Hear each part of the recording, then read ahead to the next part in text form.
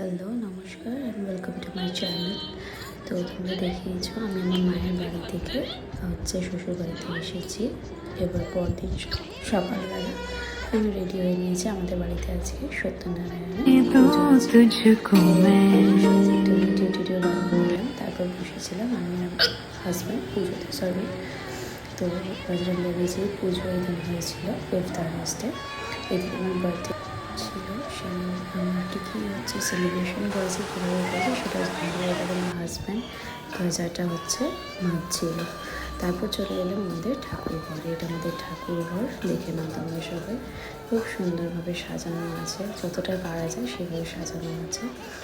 আর চলো দেখাই এদিন আমরা কী খেয়েছিলাম। এদিন পুরোপুরি ভেজ খেয়েছিলাম আমরা সবাই। তো এখানে হয়েছিল আলুর তরকারি, পুরো নিরামিষ।